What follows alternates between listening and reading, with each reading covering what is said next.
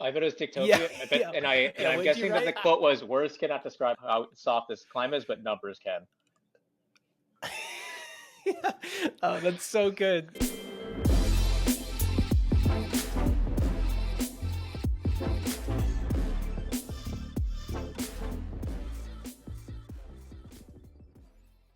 Tim, my dude, how's it going? We're here with Tristan Chen, aka the villain. Wait, is it the super villain or are you just the villain? Is it self-proclaimed, Tristan? It's not self-proclaimed. Really? I just Who said we gave you need that? one, and then people were like, "That's you."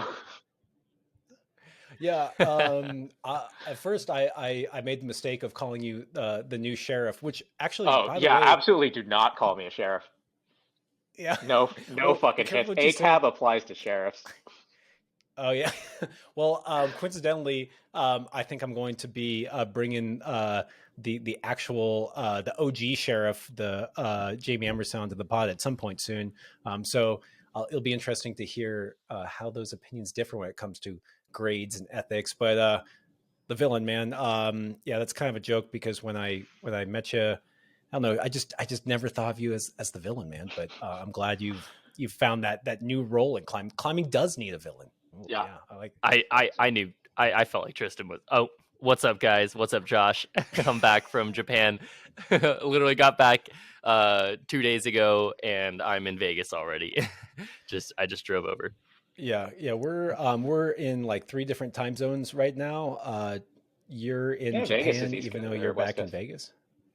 Oh yeah, but can't you see those bags under Tim's eyes? He's still in Japan. He's still in B pump, just dreaming of that black tag that he didn't even pull onto. And I'm yeah. Dude, yeah, I can't wait to talk about Japan. But yeah, I think as soon as I was leaving, I haven't done 3 days on in probably years. And I went 3 days on so easily there. I was like, no, we're going climbing. We're just gonna go climbing. It was so odd. With like 4 hour sessions, just ridiculous. And that's, by the way, we talked about it before. Japan is very, you kind of notice there's a lot of open-handed holds and like a lot of slopey stuff. I had a finger tweak right before I went. My finger feels way better, and I could climb for 4 hours straight, 3 days in a row. And like only my body was tired, not my fingers and stuff. So just pro tip: climb on slopers, and you're gonna heal your fingers, and you can climb forever. But back to Tristan. Welcome onto the pod. And why the villain? I've always wanted to ask. I mean, it kind of made sense to me right away. It was funny because I watched that video and I was like, "Oh, this is sick." But like, yeah, what makes Is it you? I is it guess I the didn't realize that mustache? your friends called you that. Is it the mustache? I don't think But why? Yeah, why? I don't know if my friends really call me that. Um, I've always just sort of thought that other sports, there's a lot of entertainment value that goes on outside of the sport itself, right? Like Sports Center exists for football, baseball, soccer, basketball, whatever UFC. Um, and I think that where climbing really lacks is that there is no sort of like entertainment outside of the climbing itself. Like there is no, I mean, like professionals have like beefed before, right? There's been drama, there's been personal uh, like fallings out like between people, um, or like maybe not even personal, right? Just sort of like on the rock itself. And I think that there is no sort of like ability to consume media like that in climbing, or even like outside of like relationships. Like there is no like analysis of like climbing or like critical eye on like anything. And I think that that's something that would really benefit climbing as a sport, whether that be like Sports Center or whether that be a professional or whether that be an almost professional, like a D1 version of a climber, someone that's educated that can just like publicly be like, hey, that's not quite good, or like that's pretty good, or like just be critical of it in a sort of like entertaining or educated way, which put a bit more succinctly would be like trash talking or shit talking publicly. Um, Because which there's a lot of that goes on behind the scenes. oh, I mean, I absolutely. feel like there is many. Yeah, it may not be on Sports Center for everyone to see, but I always think it's funny how every pro, I call them like frenemies. Like they're all like friends with everyone, but then behind their back, they're like, Yeah, I don't know. I feel like that hold got a little bigger when that guy went out there, like, or that looked a little easy. I can't believe he took that grade. Yeah, there's plenty of trash talk behind the scenes, but so maybe you're not just a villain. Maybe you're just bringing the truth, dude. Just the Yeah, real behind the scenes. in my villain arc, aka speaking up and saying what I want. Mm. Well, we're here Yeah, for honest opinions. That's literally what we're all about, is actually having an opinion and then getting to talk about it versus just. I feel like the long form context of podcasts always allow for actual opinions to surface that are nuanced. Because usually it's not as bad as it seems when that trash talking doesn't. There's always some kernel of truth that's kind of fun to tease out. So if any beef needs to get said, we're here.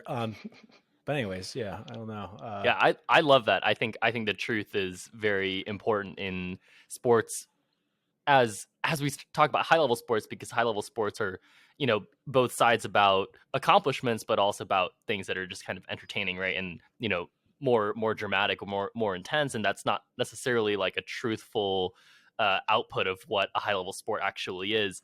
And I remember even being a kid, and as I was like, oh, I want to be a pro climber, or I want to be like socially famous in climbing or whatever, I had to like check myself. As the first thing I would check myself was, could I be shit talked? Like, would I be trash talked? And like, would it be like really easy to do that? Because I know, my friend groups would always kind of bring up something to talk about and be like, well, but we're not just like shit talking because we aren't a fan or whatever, but because it's not, this is the truth as well, right? And like, it's just kind of a shame that this person does so and so whatever. And it's like, okay, I didn't necessarily want to do that publicly, but like it happens all the time. And it's like I guess more we should look inwards as people and say like, well, why are people shit talking me, right? Like what am I doing right now that maybe isn't so authentic? And like, I think it was super cool when your video came out. I was like, I like this. This is awesome. I remember even in discussions like at the gym, we would be like, why doesn't climbing at competitions have like enemies? Ross and Tim came out as a vlog that was fun, but like, why didn't we shit talk each other or something? Why didn't we like bring up all the beef that we have or whatever? Like that would have been far more entertaining for people. Or like, Danny and I always talk about the good of each other, but like, what about the bad? Like people want the beef too. That's so not you, So Tim. That's so like, no, I know. like trying to like imagine Tim just totally shit talking. Well, That's because I have fun. Unlike Like, me, Tim's a nice person. in the yeah. Yeah, Tim, you're definitely not the villain here. Well, Tim, I loved how you put a very positive spin on being the villain, and this idea of like, shouldn't we need to speak the truth? But I also just love the entertainment aspect, the fun, and it just makes me think, you guys, should we just jump right into grades and ethics? I have a Let's quote. do it. I reached out to some mutual friends of ours, Tristan, and our buddy Bryce Viola wanted you to quote unquote go off on grades. And actually, just a shout out to Bryce for that sick new FA he did. Oh, dude, that one looks so sick with the shoulder and the fucking ninja kick thing. Oh, that looks fucking tight. Have you seen that thing? Not in person. Like, just I was just blown. I mean, I feel like Bryce is unbelievably strong and kind of under the radar, but it's like another thing to be strong and under the radar and then put up hard FAs that are unique and technical like that. I thought that thing was sick. Shout out to Bryce. But to go off on grades, whatever that means to you. But I thought one of the things that he pointed out that I thought was kind of interesting is, like the difference in we can just talk about grades as a whole, but the difference in them between like Europe and North America, East Coast versus West Coast. And, you've traveled a lot in the not too distant past. And I mean, dude, you're very well, I don't know, you've done a lot of hard climbing, man. So yeah, I don't know, maybe we can just start with what's your kind of overall theory on how grading should work, and maybe some inconsistencies you've seen in the past couple of years. All right. So I think personally, I feel that grades exist in the same way that like numbers exist, right? Like I think we've been climbing itself has been sort of like breaking into like 16, 17. Like we've been stuck at B15 for a while. We pushed past that. We're moving on now. And I think that whenever people are talking about like, oh, like Sean Rabitou or Will Bosey or Aiden Roberts or Daniel Woods are like defining what V17 is, I think that that mentality is fundamentally wrong. Because I don't think that any single person can define what a grade is. They can like they can put climbs up and be like, oh, this is like about right. But to me, like as soon as someone said like this is V10, this is V11, this is V5, whatever, that established the system. So there's already 1, 2, 3 like ad infinitum, like V20, V35, V10 million and 5, like as a concept, like already exists. Just because we can't do it and we don't know what it is doesn't mean it's not there. So to me, like a number represents like a spectrum of like at the low end is like the easiest this number can possibly be, and at the highest is like the highest this number can possibly be, or like the hardest a climb can possibly be, and still fall within that grade level. And so that exists like at regular intervals, moving forward ad infinitum, from like a ladder or like flat ground to just like a blank wall that's completely dead horizontal, trying to climb under it.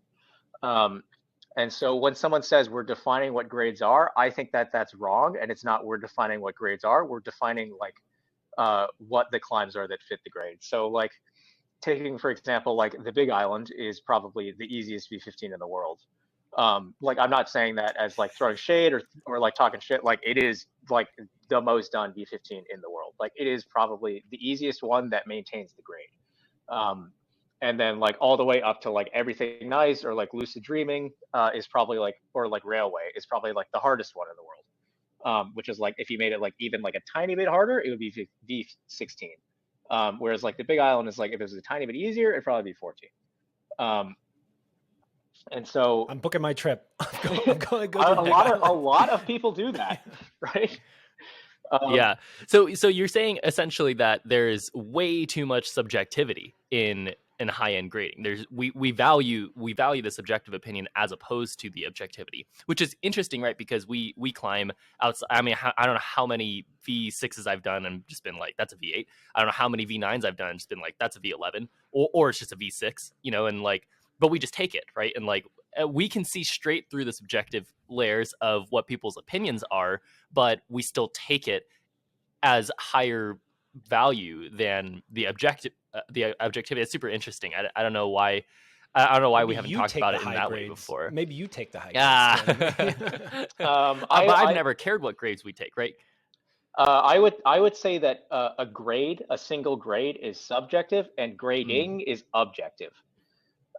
So like taking like one climb for you is subjective, like whatever you think about it, like, within a little bit, like within like 1-2 standard deviations of like a body size or a body type, like the grade is going to be the same for you. But like falling outside that, there's subjectiveness. Maybe you suck at crimps, maybe you suck at slopers, maybe you're 6 feet tall or 6'5", and you're sort of like reach through the lock off on a very famous climb in Red Rock and make it feel easier. But so to you, that one's subjective, but V15 as a whole is objective, and there is a right and wrong answer.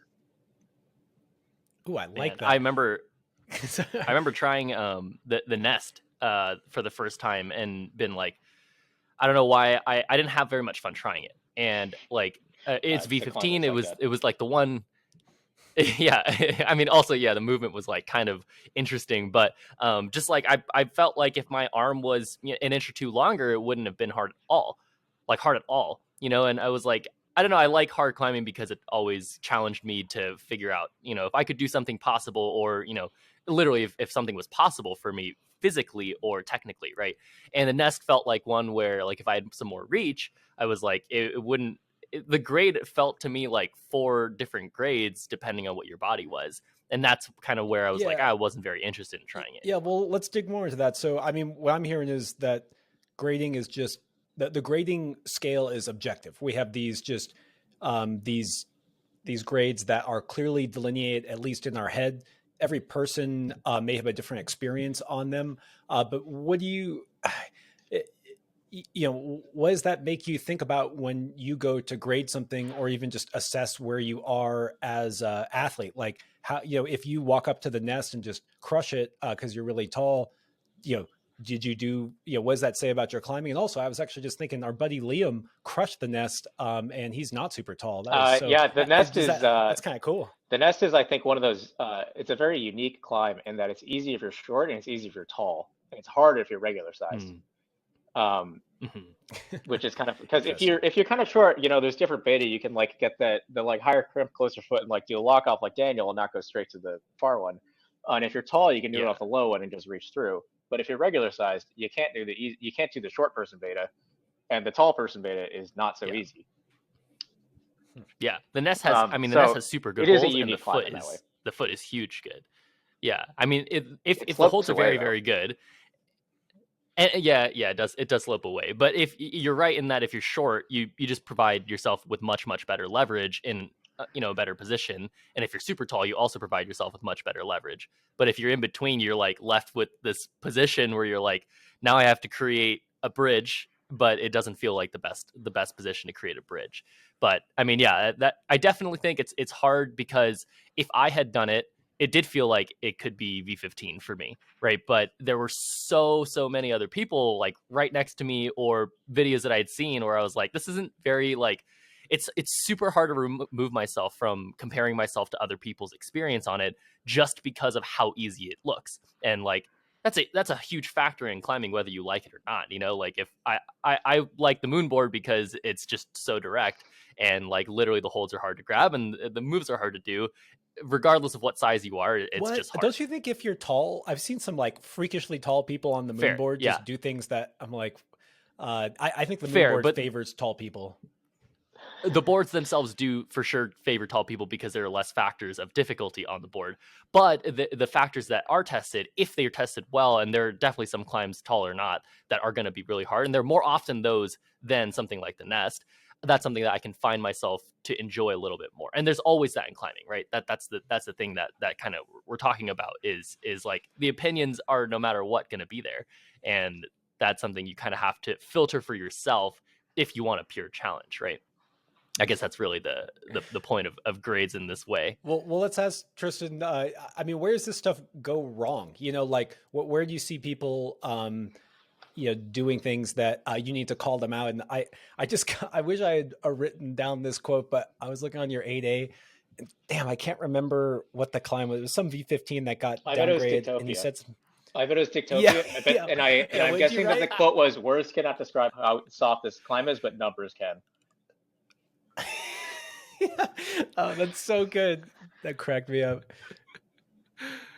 Yeah, I mean, so what's going on out there with grading with people like are people just generally taking grades they shouldn't be? Are they doing it in poor style? Yeah, how does style come into this, like, in ethics? Like, what do you think about how people start climbs? Like, okay, like the classic one would be the mandala. Like mandala was started by Chris Sharma in this weird way where he like jumped up and latched it with his right hand and then had to like, hand or like, damn it, I'm saying it all wrong. Match the undercliff. Yeah. He like matched the explain this better because I'm from the East Coast.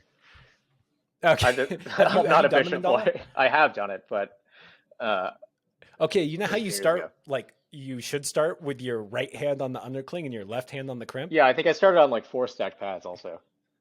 Yeah. So Sharma did not do 4 stack pads. He jumped up and caught it with his right hand on that crimp and then matched the undercling and then put his left hand on the crimp and then did it. And it's just kind of interesting, like when we talk about this idea of grades being objective and a climb being a grade regardless of how a subjective experience happens on it, you also bring into this whole thing of like temps, the style, is 4 stack pads different than 1 stack pad? Are those different climbs? And it just like, it starts getting, I mean, I like all these gray and nuances because it's kind of what makes for Sports Center, right? Yeah, it makes it fun. That's really like what it comes from. Yeah. I don't know. It's just, I'd love to hear your thoughts on some of, like, do you have like a certain ethics or style around how you make sure you do ascend? Like, how do you think of dabs or anything like that? I will say that dabs is the one spot that I'm notoriously bad at holding myself accountable for. But I think for climbs in general, I think you just need to do it in a style that you think is good, or like ultimately, like, you're the person that's going to judge yourself. I know I'm saying that I'm going to be out here calling people out, but ultimately people are holding themselves accountable, and it's like you can take whatever you want, you can not take whatever you want. Um, and I think that if you're out here saying that, like, oh, I'm not going to take this solely because I'm going to like hear about it from other people, like that's one reason not to do something. But I think you should ultimately just decide for yourself, and like whether or not you think something counts is like ultimately up to you. Um, and like, I mean, the ultimate deciding factor, I think, would be like if you have video of it and you feel like if you could post it or not post it. If you feel like you can't post a video because you did something wrong, then that's very telling that even it's not going to count, or that it didn't count. That's why I like the videos. I feel like it doesn't count unless you have video in some ways. Like video is like, you just gotta have it. And I read your comment when you did Paint It Black that you didn't top it out because of snow. And Yeah, I did it. Did it? Yeah, Drew and I both did it in the same exact way on the same day. And he took it and I didn't. And Dude, then he got lit up in his comments too. There's like 150, and they're all like, "Yo, bro, that doesn't count. You got to do gun. That shit's fucking bullshit." It's like, I felt bad for him. And then I don't know. I went back. That was like a Friday, or maybe it was like a Wednesday, and I went back on like Saturday and redid it. And I was like, yeah, I'm not gonna say that I was there with Drew, and decided to redo it. Dude, if I felt called out because when I did Mandala, there was a ton of snow on top, and I mantled and then put my foot up and then just was like, this is just, I'm going to die. Yeah. Like there's just snow on top. And I jumped off, and now I'm like, was that okay? But I always thought I would come back and do the sit, which is still in the cards for me, hopefully this season. But I do like that, but I posted the video. You guys can go see it on my YouTube. You can see me bailing on the top of Mandala. I felt like I did it. I felt like if Chris Sharma was watching, he would still be proud of me.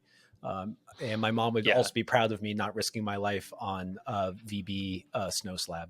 There you go. It doesn't matter. I mean, it also, doesn't matter at the end of the day, as long as you share. Yeah, I mean, it also it can boil down to like how meaningful Ascend is to you, right? Like for me, like that was my first like V15, which is like, it's a big boy number, and it's the first one of the grade. It's like if you're gonna do one, like it should probably count and like do it correctly. Whereas like if that was like a V13 for me, which is like, at the time I'd probably doing like 20 or 25 of them, it's like I probably would have just taken it and not cared. Versus like someone else, it's like maybe breaking into V13, I would say like you probably should go back and do it, all the way, because that's meaningful to you. That's like a new thing that's like a new thing you're breaking into. And it's like, if you do the first one, you should do it correctly.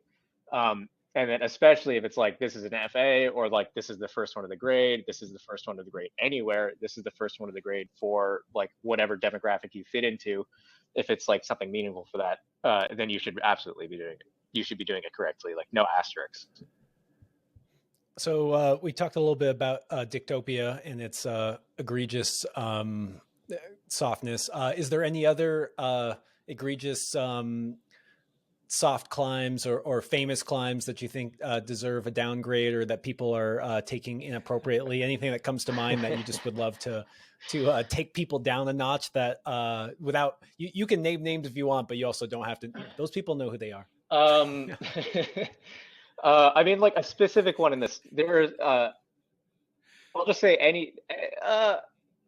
really anything above V15 I think has been kind of soft, which is it's good and bad. I think that like sort of like grades, like whether they're hard or soft, sort of falls on like a spectrum, or like in this case maybe like a pendulum would be a better example. Like back in the early 2000s, when there was that, like when we broke into V16 for the first time, I think this pendulum was swinging towards like too soft, and then there was a hard overcorrecting where we came back to grading being very hard.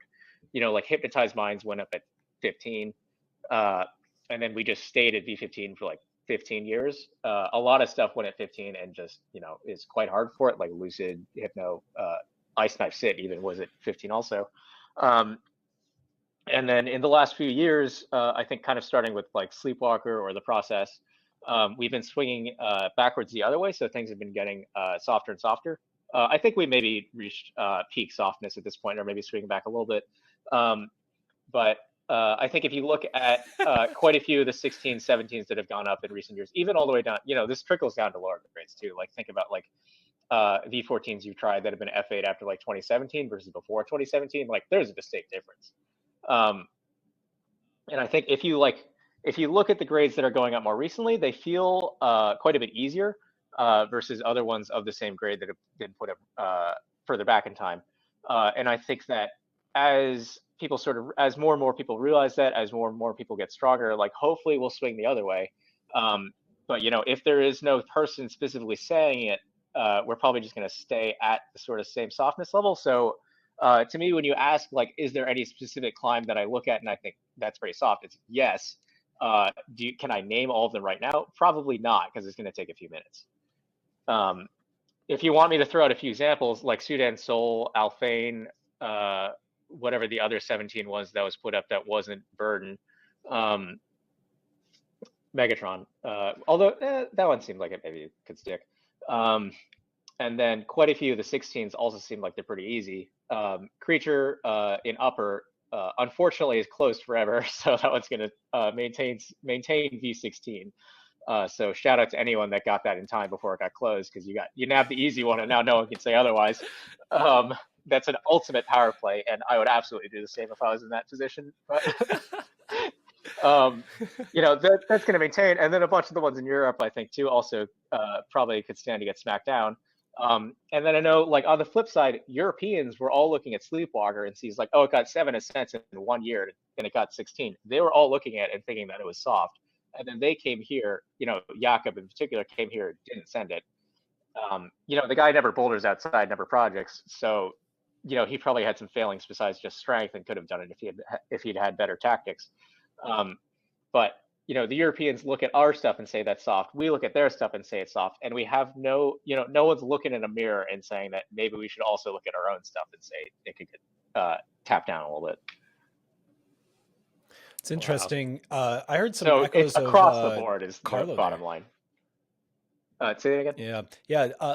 It kind of reminded me of the pod we just did with Carlo Traversi. I don't know if you listened to that, Tristan, but he kind of had that same arc of grading where it was like really stiff, really inflated.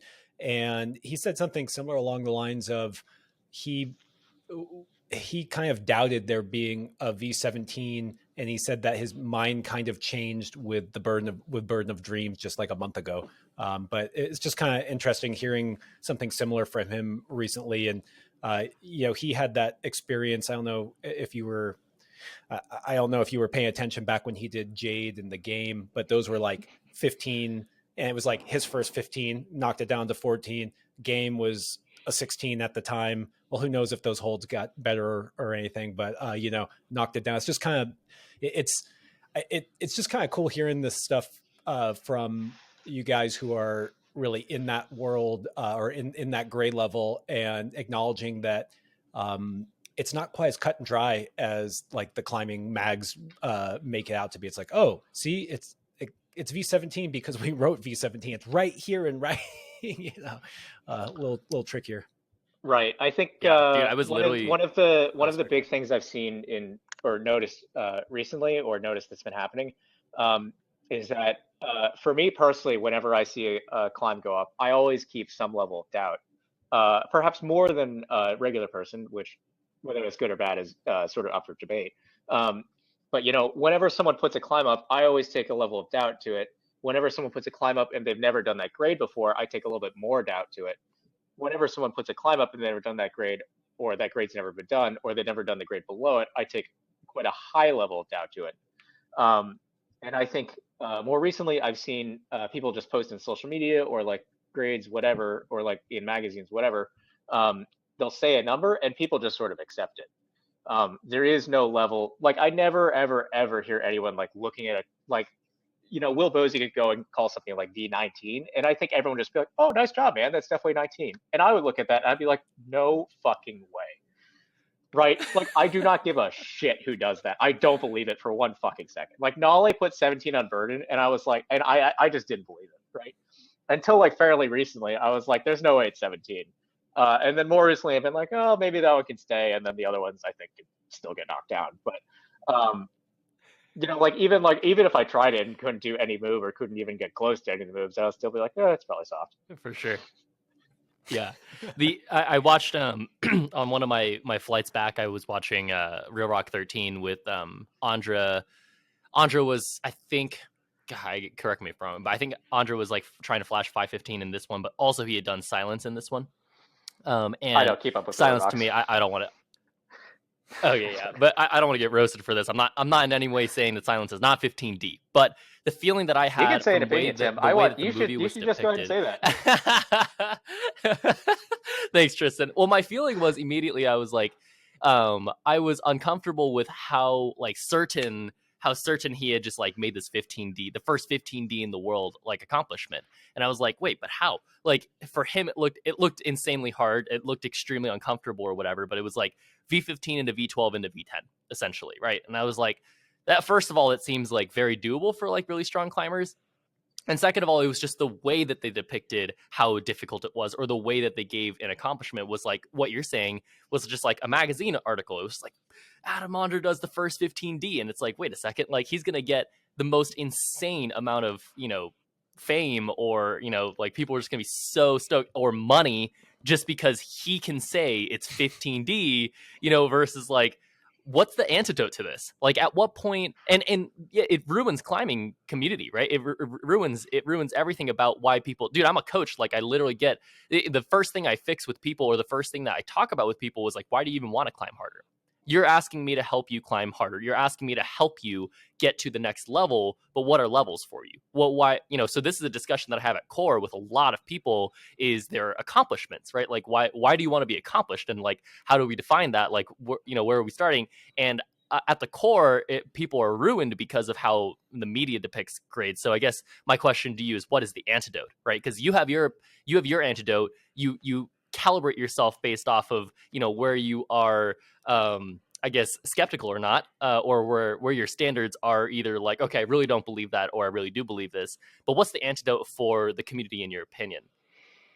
Education, probably. Like you say yourself, like you're talking about this with new climbers, right? I think most people that have been experienced or versed in it, like, are able to look at something and like can sort of determine for themselves whether or not something's easy or hard. Particularly now, like there's so much like video evidence, like online beta, online videos, or even just like 8A. Like I would find it hard to believe that any person that's been climbing for like a year, or any person that's gone on a climbing trip, would be unable to like look at climbs online or from scorecards and determine for themselves whether or not they think it'd be easy. So it's like, it's not a very far-flung stretch to think that like, I could do that for a climb that's 2 grades above me, in the same way that like anyone else could do that for a climb that's 2 grades above them.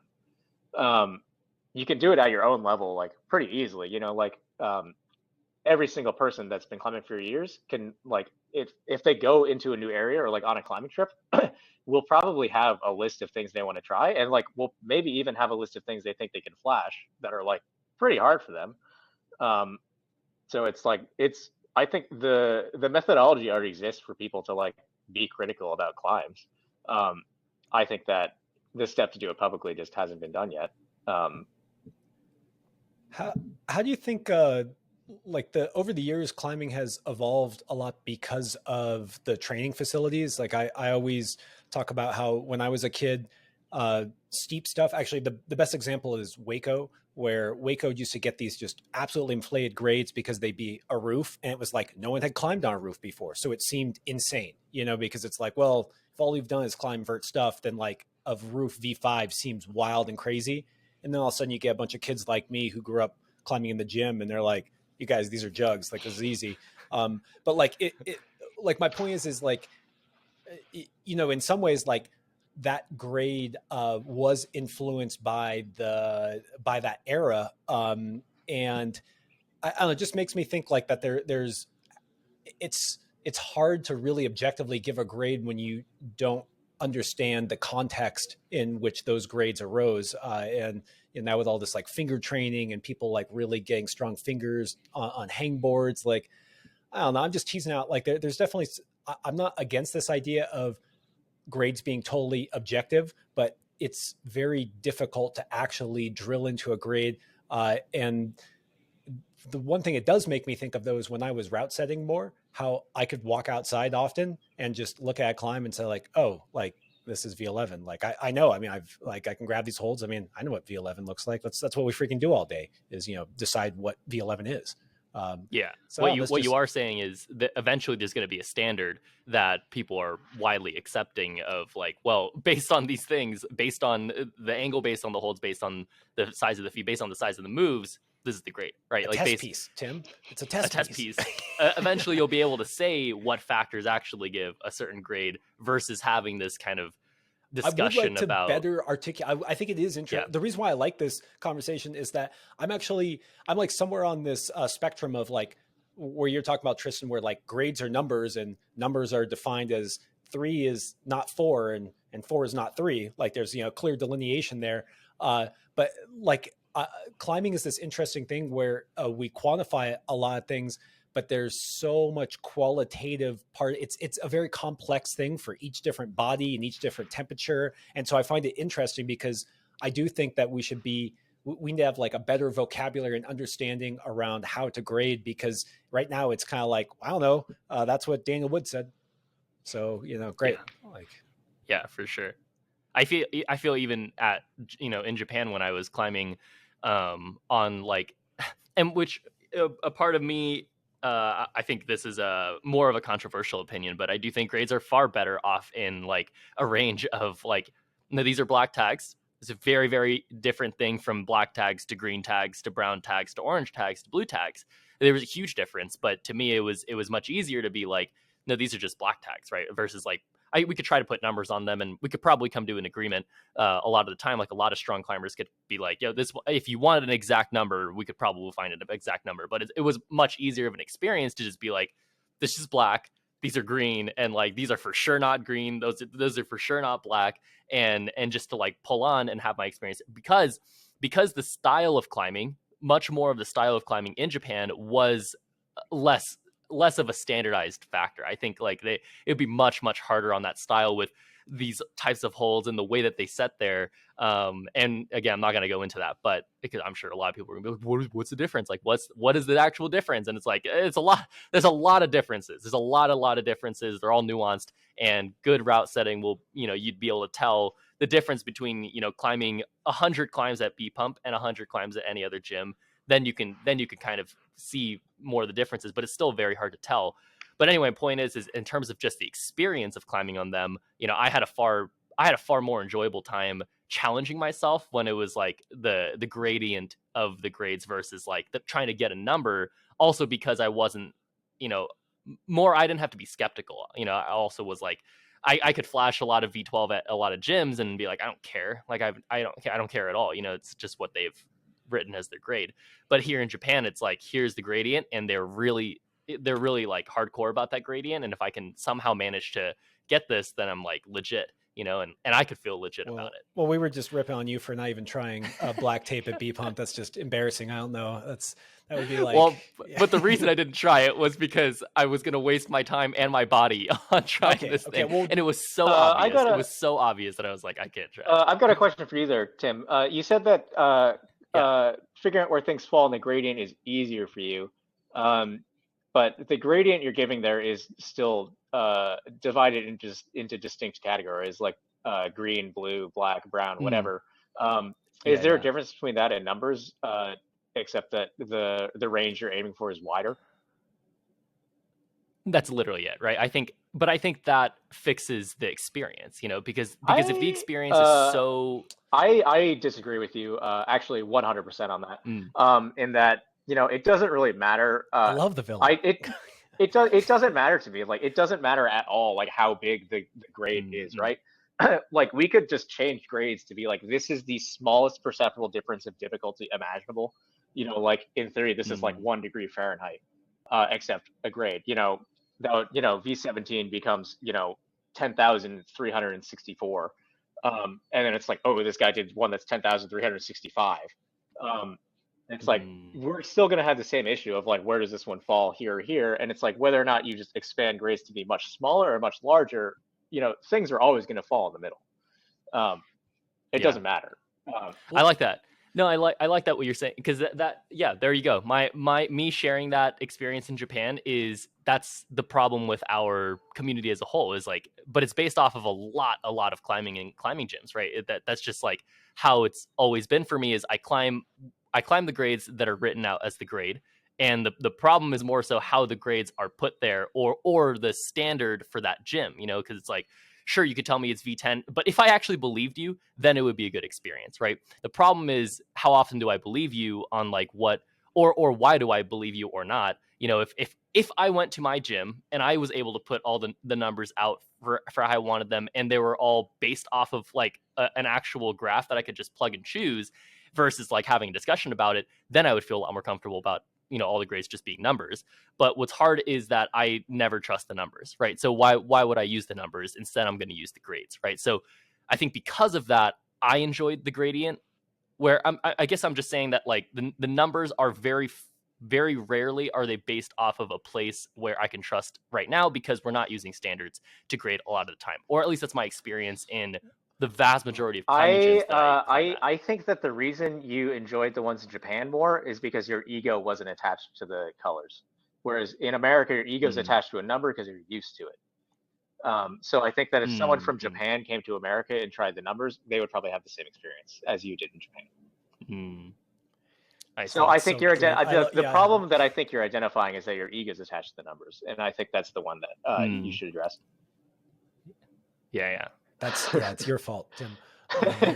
I do like how Tristan, how you called out that whether it's colors or grades or like fluffy stars or a level of like happy good feelings, it doesn't matter. I will say one of the ways that I think about grades is that when it comes to saying like what is a V11 versus a V12, is that there is like a perceptible difference. Like there's a very clear, like, I just can't, like, this is a notch harder. And I use that very vaguely right now to say that, the notch is, it's because we don't have a super well quantified or articulated, like physical reason. There is kind of like this element of like, guys, it is just a notch harder. And sometimes I like trying to decide that if I couldn't take, like 11/12 or whatever, if I was forced to, would I call this V13 or V10? And like, forcing you to like say like, is it, which line is it on? But I don't know, you guys, Tristan, you can respond to that. But we should, I also want to bring it back to reality, where you recently did the Fly, which is a famous route. And dude, that footage was really cool. And you gave it a route grade instead of a bouldering grade. And then I also saw, so I've never been to Rumney, but you like lowered off of there. And I was like, I didn't lower off. Like, I climbed off. Didn't you? I know. I climbed down the ladder. You did? Oh yeah. Yeah. Okay, it climbs to a ledge, and then there's a ladder everyone uses to skip the beginnings of a few climbs. I just climbed down that. Okay, I didn't know that. That's okay. That's fair. I thought like I thought it was like this weird, like it was like a sport route that you could boulder, but then you had to like get assistance off. But yeah, how come you gave it a sport grade instead of a bouldering grade? It's a sport climb, isn't it? No, I just you chopped it. You chopped it with your grade, or with your comment on 8A. I thought that comment was hilarious. Thank you. I was just being a bit cheeky there. The real reason for me taking 9A for that is because, of course, I am now a 9A free soloist. That's something I've done. I don't think a lot of people can claim to have done a similar thing. I don't even think Mr. Alex Honnold, the illustrious free soloer there, could claim to have matched me in my free soloing abilities. I don't even know if he's done 14D, and yet I've free soloed one. Wow. Called out. Take that, Mr. Famous Alex Honnold. You're getting on National Geographic next month, dude. Hand me the Oscar.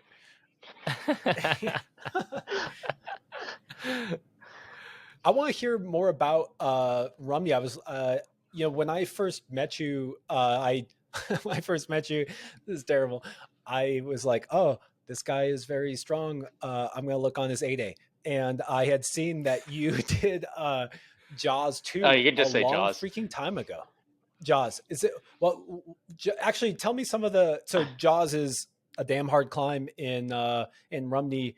What's some of the history there? And you did it really early on. I feel like that kind of went under the radar as a pretty badass setting back then. Early on for me, I think I was like 21 at the time. But yeah, so history of Jaws is that it was FA'd at, I believe 14B in probably 97, somewhere around there by, I think it was Dave Graham. It was Dave or Luke Parody. But one of them FA'd it. And then in the early 2000s, holds broke at the Crux. And so it knocked it off quite a bit. And then Vasya Vorotnikov put, I think, maybe like 35 days in or something. And then he got the FA post break and called it Jaws 2. Everyone just still calls it Jaws, unless you're not from there, and then you say Jaws 2. How embarrassing. It is embarrassing. How embarrassing. But Gosh. so he smacked the big old 15A on there. And then it's low end for 15, admittedly. I think Foley still said 9A after the fact. But I think Megas took 15A, but regardless, it's low end 15A, but the number still holds. So that's a little backstory of the climb. And then Voss put it up actually the first year that I started climbing back in 07. So to me, he climbs at the same gym that I grew up at. And then on top of that, Rumney's like the local climbing area. So like the whole time I was growing up, it's like, like Jaws is like the hardest climb, like in the area. It's the hardest grade at the time. Jumbo Love might have been put up I think Jumbo Love was put up the same year, which is the first 15B. But 515 is the hardest number grade for sport climbing. So to me, like it's local, it's the hardest thing. Like that's like the achievement that I was striving for. And I think that's probably still like one of the proudest accomplishments ever had for climbing. So it's also like at Waimea, which is like the main crag for Rumney once you can start climbing like 512, 513-ish. So like you go there and you see it like all the time. So it's like always something to strive for. And then once I started getting stronger, like I started trying it. And I think there was one summer I pulled on to the crux moves and I just like pulled on in that position to like one of my friends to like take a photo. And I just like got there and was like, oh! And like I couldn't even like hold the moves. And I was like, oh my God, this is ridiculous. And then I think the next summer I like messed around on a little bit. And then over like a few summers when I was back home, I put quite a few days into it.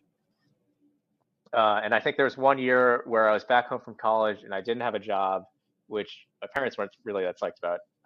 But so I went up there like a bunch of times, like over like 20 times over the course of like one summer. And I just kept thinking like time like into the crux moves. And then I think by the end of this summer, I think I still hadn't done them. And then I came back like the next year and I did, I remember I stuck so if you're not familiar with the climb, it's like starts with like a left hand crimp and a right hand and you get like a drop knee and you grab an intermediate and you go to a right hand undercling and then you come out of the drop knee and you kick your left foot like a foot. And it's called like the foot dyno. And I think that I like came back home and I stuck the foot dyno for the first time. And I remember I stuck it and I looked out of the ground and my friend Kevin was behind me and I was like, oh my God. And I was about to drop off and he was like, no, dude, just like keep going. Cause it wasn't from the ground and I just like took it to the top from there and I was like, oh shit, like I can actually like do the climb now. Cause it's like 5'10" into those moves. So the difference from doing it from the ground and from that move is like pretty minimal. And then I got close, but didn't end up sending it that trip. And I came back, this was in the spring and I came back over like Labor Day weekend and sent it then. And I think this was in like 2016, 2017. Yeah, dude, that was an amazing send. I remember when Vasya did it and just slapped that grade on it and being stunned by it, and still hasn't seen that many sends. Like you said, Mike Foley. I can definitely name him. Yeah, it was so it's Voss, P. Rob, Daniel. Oh my God, Andrew Palmer, Mike Foley, me, Jesse. I think there's at least one other in there. But yeah, those are the guys that have done it. Megas. So you've done, oh yeah, that guy. It's interesting because when I met you in Colorado, not super long after that, I definitely thought of you as a boulderer. And but you really have a big background in sport climbing. How did you end up transitioning more into bouldering? I mean, I guess living in I moved to Colorado and didn't have anyone to sport climb with. Well, there you Yeah, go. and then I bouldered It's to never look back until this last year. yeah, dude. It does seem like Rumney's almost having a little limelight right now I hope with you so. doing the fly and Nina doing China Beach and just kind of I don't know that I've never been, but like it definitely if I went back east, that would be where It's I good. would Yeah, I'd focus even recommend more. it. I would go in the fall, probably get better temps, better weather, but it's really good. So I'm gonna make fun of you for a second as I ask this question. We often talk about how to go from good to great, and you were clearly or you are clearly a great climber, and you were definitely really good when I met you. Maybe like 6 years ago or 5 years ago. I mean, you'd already done Jaws. Notice I just said Jaws, not Jaws number two. Nice. And I'm in there. I'm part of the crew. And I would say that something I really noticed about you was that you had really strong fingers. And what's funny is that I feel like I don't want to say your footwork, but you didn't keep your feet on as much as I thought that you would. And this is yeah, I mean, it's just me climbing with you at the Tension Training Center. But what I find interesting is that you have this background, sport climbing. I would argue that a lot of sport climbers typically are really good with keeping their feet on. They less rely on finger strength in the sense of like cutting or latching or jumping.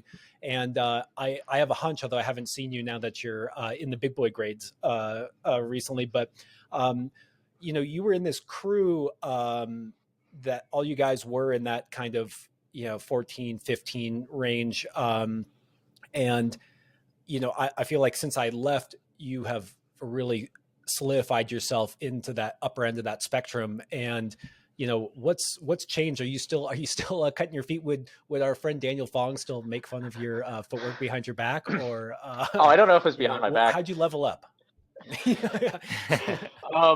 So here's a little anecdote for you. So when Fanny came to Colorado, to us, he was a bit older, and to us, he was very good at climbing. He was like able to keep his feet on. He was able to drive to his feet. He flowed on the wall very well. And then I think it was either you or someone else from California said that to you guys, Dan was actually the kid whose footwork sucked. And I remember that all of us were absolutely floored by that because we're like, him? He's so weak, right? He sucks. But he's only good because he's good at climbing. And so it was and then I think recently I think maybe it was whoever that kid from I'm embarrassed I'm blanking on his name, but the kid from the Northeast that did Chelsea Smile, and he cut feet on every single fucking move. But if you're not familiar with the climb, that's like the hardest 13 in New England, and it's notoriously extremely crimpy. And most people, if not everyone else that's ever sent the climb, has done it with exactly 0 foot cuts. So it's a bit full circle in that I think I would watch Dan or Fanny climb back in the day, and I was like, oh, he's very good at using his feet. And I was bad at using my feet. And now I've gotten much better at using my feet. And I'm looking at the kids now, and I'm like, oh, they suck at footwork. So I think like I went from maybe like V13, which is sort of like run of the mill strong guy, to like V15, 16, pretty much exclusively through like skill gains. So if you talk about going from good to great, obviously it differs from person to person, but I think there's a lot of people that are really strong, right? Like my brother is probably like just as strong as me, if not stronger. Dan's like about the same. Like if you ever look in your gym, like there's probably some kid there that climbs V9 and he looks like he has his feet on the whole time, but he doesn't. And like if you took him and like if you took like Keenan Takahashi or like Dave Graham and just like zapped him into that person's body, or just like Keenan take the wheel, he would probably climb V15, V16. So like you could go from, like if you're strong, you can go from whatever grade you're at now to really fucking hard with skill gains alone. And on a similar vein, like a lot of sport climbers, if you're really good at climbing, like you could go to like way harder at climbing with like strength gains alone. So it sort of just depends on whatever you're fundamentally lacking and getting better at it. Damn, I love this. I love that answer so much. It's so warming to my soul as a coach who pretty much exclusively does not offer training plans. Like I pretty much, well, I obviously help people with their training plans, but the one debunking for a lot of people, and people are shocked by this, dude. Like people will pay you first for coaching, and then they'll ask you, how are you going to help me? Right. And it's like, well, definitely not going to help you by giving you a training plan because it's the farthest thing from what you need. But then it's like, okay, so why do you suck at climbing? It's like usually footwork, right? And I kind of labeled that as all mechanics in climbing, and that we did a couple podcasts to kind of explain, what my kind of theory on how to train mechanics and like how to look for them are in climbing. But that's essentially it. You're totally right. You can go from your skill gains alone can get you from V13 to V16. It's kind of insane. But it's cool that it was cool to hear like where you met it. You kind of met your identity with it and then kind of just kept leaning into it and then how good you actually got, right? Because people can see that, and I've seen people go from like V4 to V9.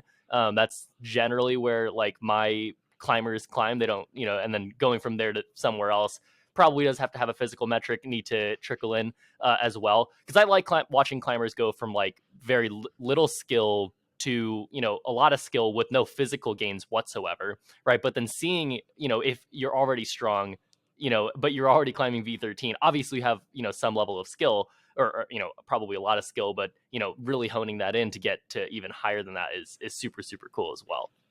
But it was cool to hear your story with it. I love that you casually ripped on Daniel Fong, aka Fanny Dong, and his complete weakness. Yes, yet he's extremely strong. He really does know how to put really keep that tension, put weight on his feet. And I watched him just kind of steadily level up his climbing. He was not that kid at the gym who was unbelievably strong. He really, I mean, he is really strong, but he's always been fat and weak.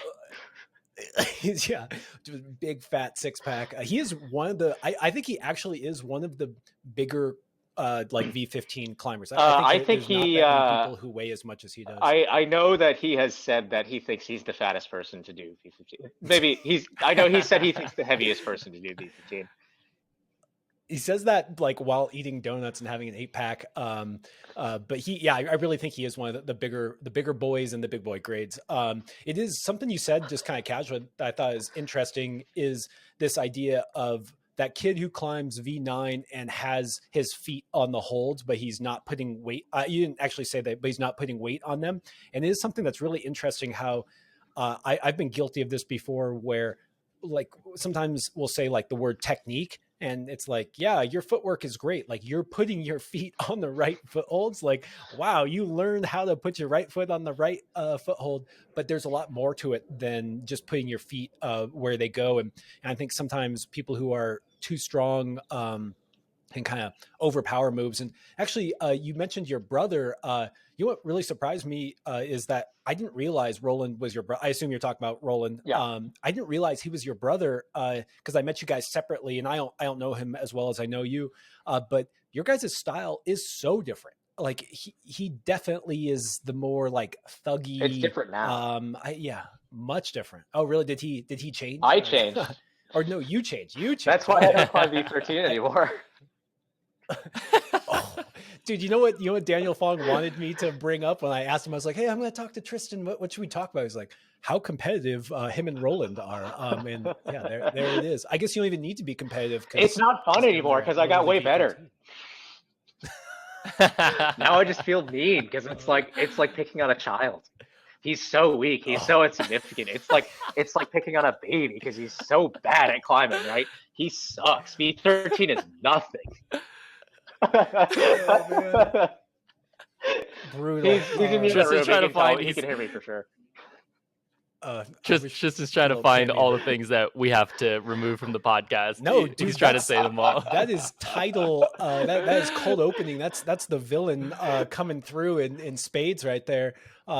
Dude, that makes me think of where I met both of you guys, which was at the Tension Training Center, and we talked about this on a different podcast, but. Dude, you guys just have such an amazing scene there, and something that really, blew me away. And why I think, some people may hear this, and of course they know who you are, but I don't think they realize how on the pulse that whole crew is. That there's all these. I don't want to say you guys are a notch down from maybe not strength, but a notch down from like. The well-known climbers in Colorado, like Daniel Woods or P-Rob or something like that. The third-tier climbers for sure in the shop. No, you guys are not third. Well, think about it. It's like there's guys that climb like at the really top. It's like that's the top tier, and then you take it down a tier, it's like Fultz and Griff and whoever else, and that's like second tier, and then you got me, and it's third tier.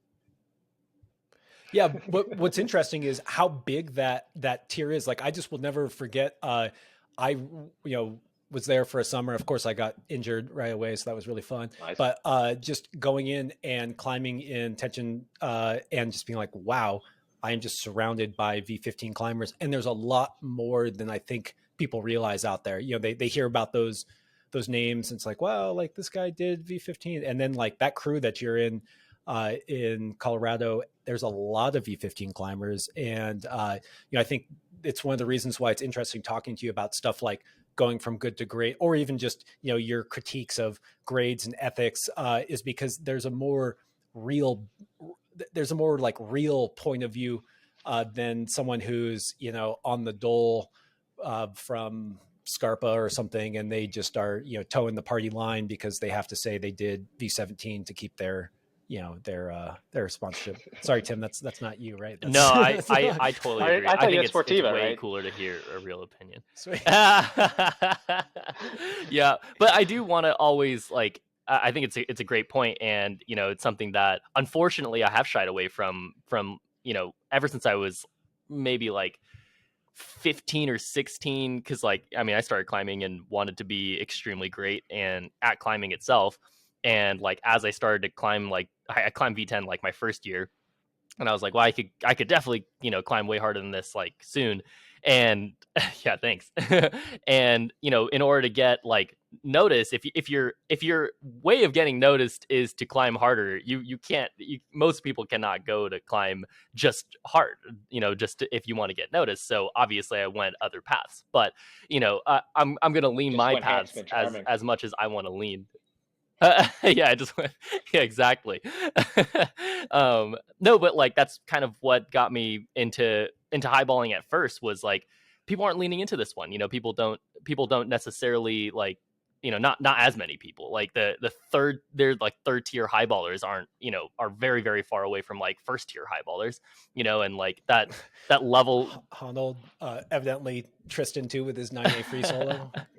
Well, they're just I think far Arnold, less. Yeah, exactly. He took it as a highball, right? He logged V5 for freerider, didn't he? 7, whatever. Just being honest with those grades, it's endurance. It's enduro one. Yeah. Yeah, but just performance at heights, in general, I think. Yeah, I think people obviously perform at heights in hard climbing, period. But for the sole purpose of performing at heights is something that I don't think is as explored as just performance in general in climbing. And so that's what I want to lean towards. But this year I've kind of decided to start leaning more towards just hard performance in climbing. But it's really hard to to really picture. Even this year I'm like, well, what am I going to do to even talk about this year? I'm like, oh, probably nothing. I'm probably not going to talk about anything on my Instagram or post about anything significant for a really long time. And that's just the reality of hard climbing. I think you cannot expect to deliver to your sponsors. You can't expect to deliver. And I hang out with, I just went to Italy and hung out with the EU crew. And there was this kid, Kim Marshiner, who's a pretty new signing for BD. And he's ridiculously strong, and you don't know him. Most people don't know him, and that's the sad reality of hard performance in climbing. But people are gonna know him. He's ridiculous. He's on the Lines YouTube, the German Mellow. Mm-hmm. There's a German Mellow? Yeah, it's called Lines. It's pretty good. Interesting. Cool. I'll check that out. Well, Tim, you just need to adopt, persona. And your idea of the villain, Tristan. It made me think of this story about Floyd Mayweather. I don't know if you guys know boxing or Floyd Mayweather. He's yeah, of course. He's a famous dude, right? Well, I don't know. I mean, it's climbers.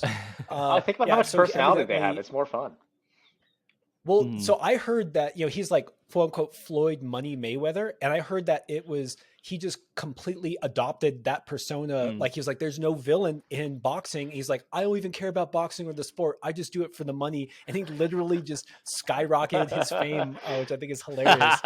I'm the nice guy. That's what Tristan said. That's my persona. Look at you. There's a lot of nice guys in climbing. Shit. Yeah.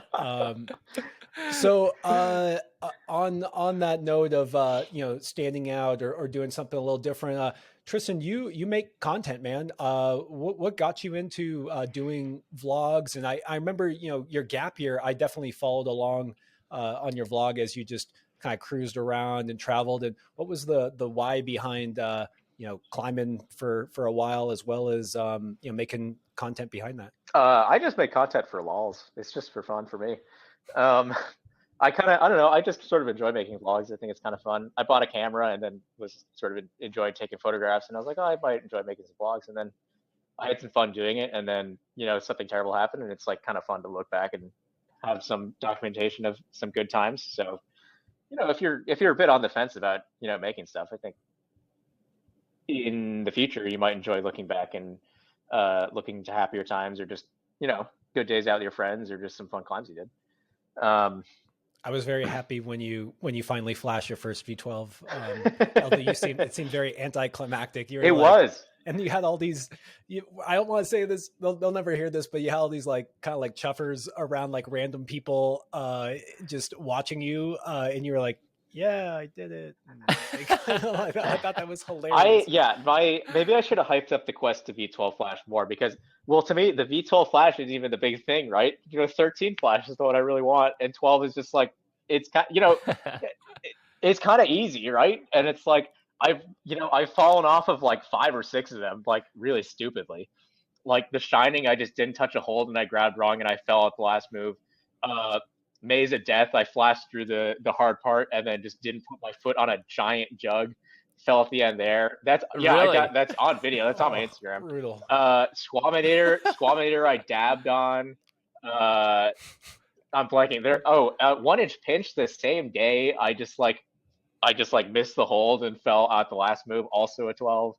And there's a few others in there I'd have to look through today, but there are numerous V12s that I've gotten extremely close to, and I think the reason I didn't flash is nothing to do with me or anything really. It's just because I happened to see on an 8A comment from Max Olatukin that was like, oh, finally flash V12 after biffing like 15 of them, and then I think he just jinxed me, and then I never flashed V12. Poor Max. Max is not the best flasher. But I'm glad he finally put it down. What are some of the 13s that you dropped, or because you still haven't flashed it? Oh no, I flashed one. Yeah, I flashed one in France. Oh, what? L'Insouble Ligatere did. Whatever. It's French and has like 30 letters. But the only 13s that I dropped the flash on were Vecchio, which was I think I was just placing the foot like a tiny bit wrong for the drop knee. Because then I redid the move, or I tried the move like right afterwards, and it was piss easy. And then I think I did the climb in like 10 minutes or something. Dropped the flash on Vecchio, and then Amber I just messed up. This was probably the biggest fuck I've ever had in climbing, so I did Dreamtime 15, and then I did Casavito in like 20 minutes, which gets 14. And then instead of going straight to Amber to get 13, I went to Versace instead, which is kind of long, and I pumped off the top 2 times. And the reason I didn't go to Amber was because I didn't want to drop the flash. And then I went to Amber after Versace and then flashed through the bottom and then just messed up the beta for the last move and then didn't send it that day. So I ruined both the 13 flash and what was probably my only shot at a 15 factorial. Oh, the 15 factorial. Ooh. Yeah, legend. Which Has that would have been been done before? No, I don't even think a 14 factorial has been done. All right. Even though this pod is always about high level climbing, I'm not sure that the factorial is a common thing that people understand, but that would be a 15 factorial would be to do 15, 14, V15, 13, 12, 11, 10, 9, 15, and down. Yeah. Every single grade down. Yeah. And new ones, no repeats. No repeats. Yeah. And that's the exclamation mark you will see if you see a 15 exclamation mark. I've done 13 factorial. Dude, could you imagine a bishop factorial like the first time you go or something, or like, because that skin would just fall off. You just the hardest thing is what you're saying is that you haven't done them before, and it's hard to even go to a new area that has those grades that I know, right? You it's could do so rare to even be able to. Yeah, super rare. Yeah. Well, you kind of hinted at this. I feel like we're supposed to bring it up. But you talked about some during your trip full of good times. You also had some bad life stuff come up. Tristan, You recovered from cancer, which is why you're here talking to us now. It got because I had cancer. Damn it, that did not come out quite right. Okay, you know what I mean.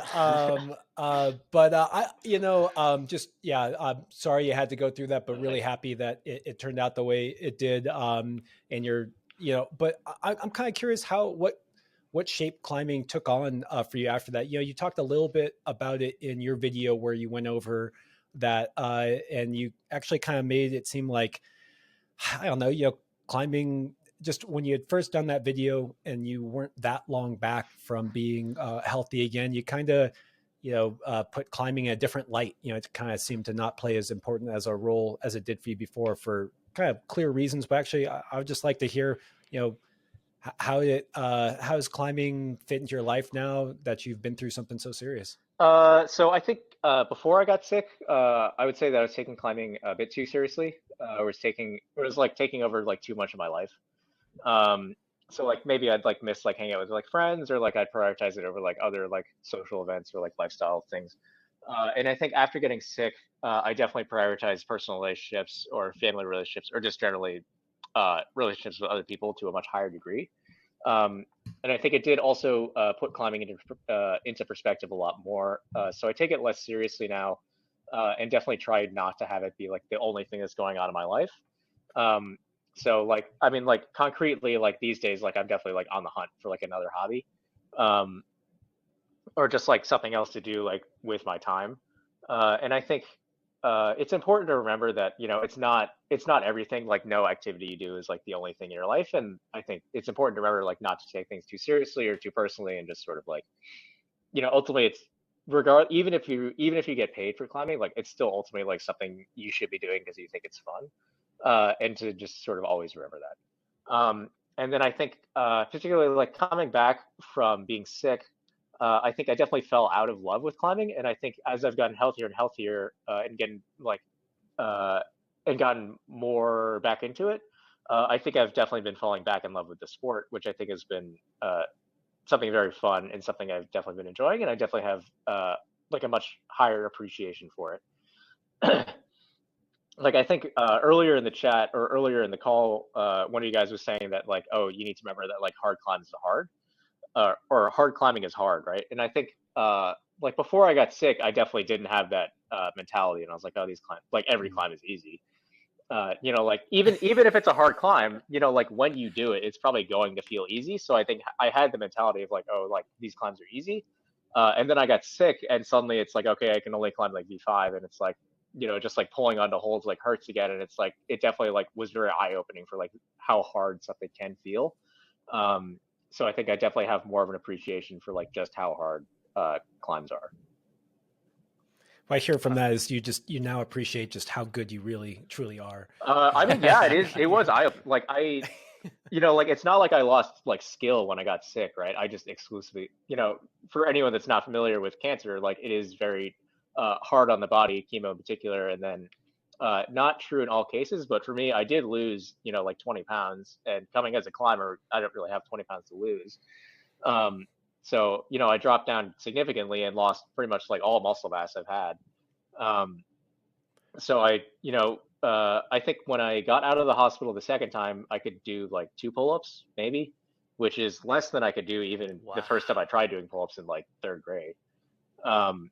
Wow. So it's very, I went from like V9 to V15 with, oh, sorry, not 9. I went from like V5 to like V15 again with like just a few months of strength training, which is, also indicative of like, we were talking earlier about like skill can take you really far. And then like strength can also take you very far if you have skill.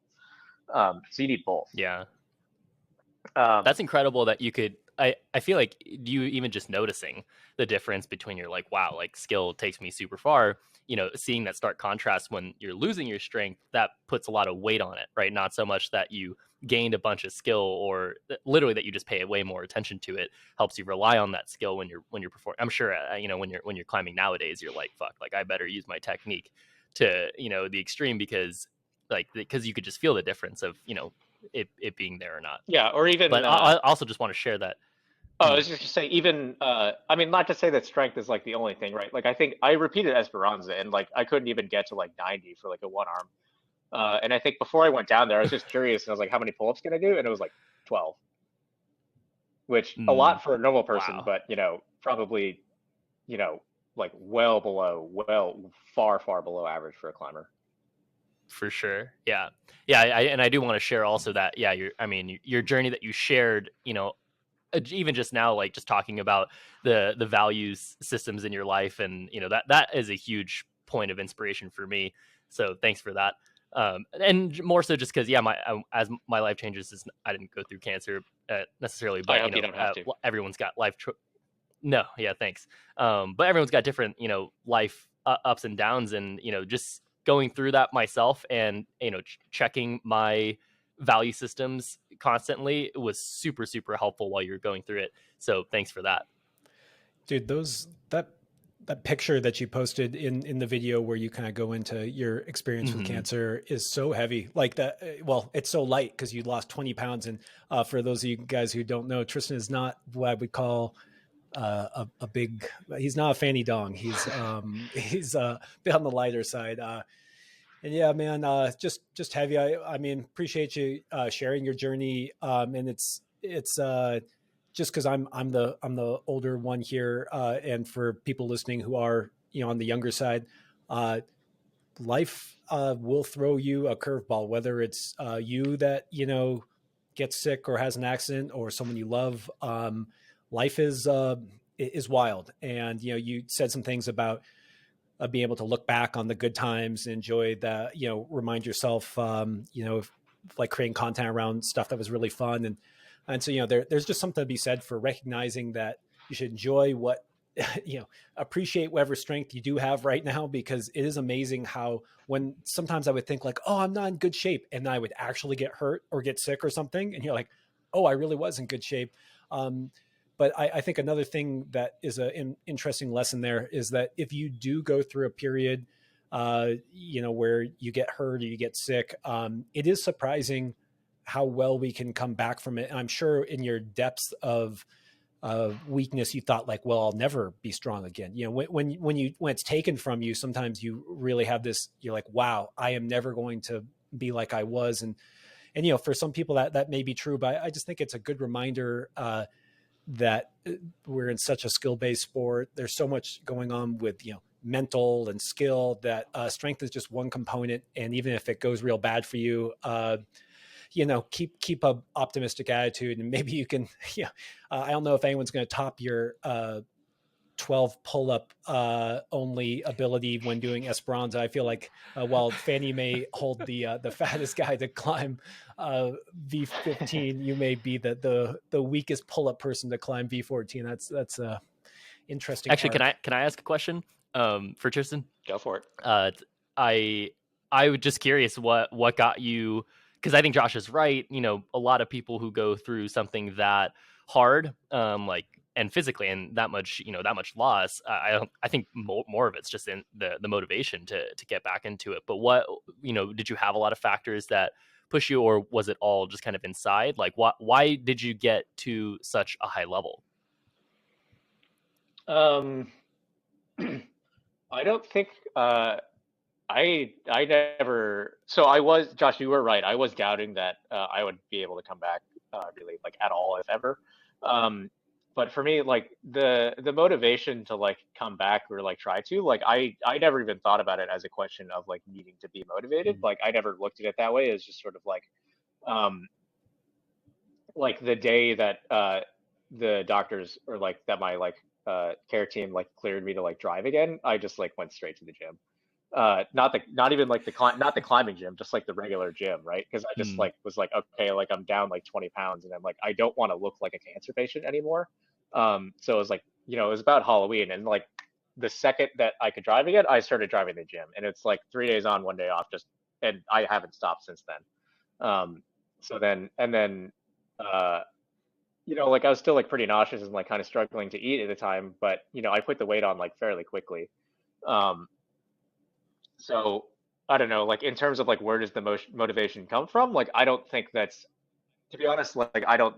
I'm not sure if I'd be the right person to ask that question to, because motivation's like never been something that I've struggled with. So it's just not something that I ever even questioned. That's interesting. Yeah.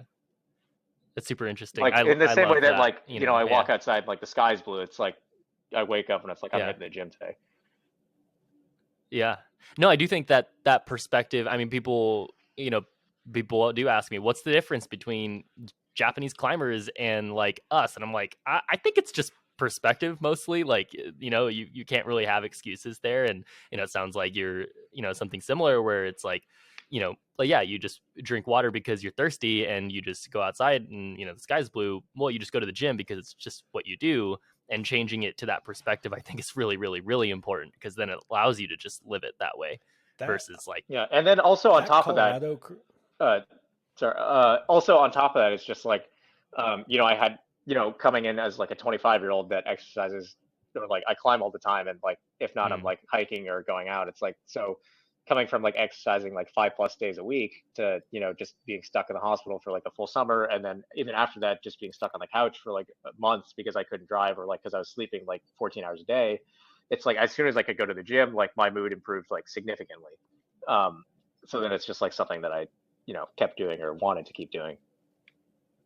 I do think that when someone takes away, or when something takes away your ability to feel good in your body, you have a drive to feel good in your body, and like you enjoy just just basic health. Like, I don't know, so I had a stomach bug yesterday, and I was not feeling so good, and even just feeling back to somewhat normal today, it makes you want to be healthy, makes you want to eat healthy. And of course, that's just like the most minor version of what you're talking about. But I will say, Tim, because I don't know if you have insight into this, that Colorado crew that we're talking about, they go so hard with hiking and climbing. I was like coming from California. I was living in San Francisco, drinking too much. I would walk all the way to my Uber to drive me to the gym.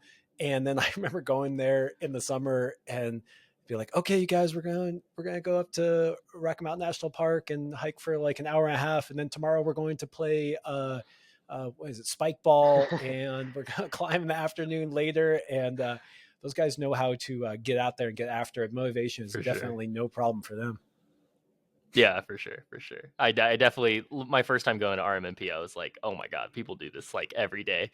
Like, this is to go climbing Lake outside. That effed me. Lincoln Lake is the one that gets me. I came from like sea level, and it's just they really did a dick move with that boulder field, because you get hosed on the way out. You just cruise down, you have a great day, you're having fun, you try really hard, and then all of a sudden you have to hike out, and it's like straight uphill. I don't know, whoever came up with that, just bad call. I don't know. I think it's better that way. You're not tired when you get to the boulders. I just don't say anything, Tristan. I just went a muerte all into the night, and I remember being there like at night with Daniel Fong, and I got sick the next day. Like, we were out there super late, and then he just like ran out. Him and Tim, blanking on his last name now. I'm sorry, Tim. Krupa. Yeah. And they just are in such good shape, and I just could not keep up on the way out. And then I got sick the next day. I was like, thanks, guys. Yeah, I think the first time I went to Lincoln was definitely eye-opening. And now I go there and I'm like, oh, kind of chill. Whatever. God, what beautiful hangout. Yeah, talk about motivation, is that I used to go and sesh in like upper after work. And it's coming from Denver, so it's like, okay, I can like dip if I can dip out of work at like 3:00 if I don't tell my 3:30 if I don't tell my boss.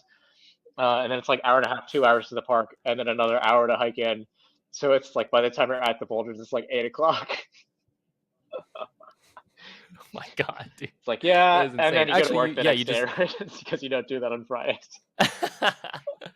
Yeah, you just brought it up, and we kind of talked about it a little bit before we went on air. But for me, someone, when I met you, I don't remember when I met you. I met you at Bishop in 2018 competition. I feel. Oh, did we meet? Was no, it no, no, no. The first time we hung out was Bishop. We met at a comp, I think, in Houston. Yeah, like a few months prior. Yeah.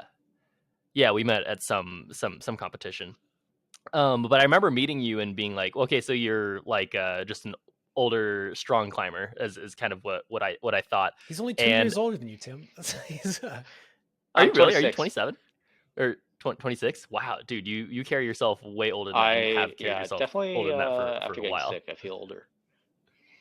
I think Yeah, it's Aged up a mustache bit. again. Yeah. Yeah, but you had a real job, and that was the thing that really like stood out to me was you had a real job, and you were just pushing yourself, and still growing and climbing, and not so much like established at that time as like the climber you're gonna be, but you were on your way, and that's a huge difference. Is someone who like looks like they're on their way to their final form in climbing. And me growing up, people didn't have necessarily like real jobs. Like I worked as a coach when I was 17, and then I just pretty much stayed as a coach, tried to grind enough money just to like do what I could do, and then I started route setting, and that's pretty much what I grinded and doing. But I never got a degree. I never was going to go that way.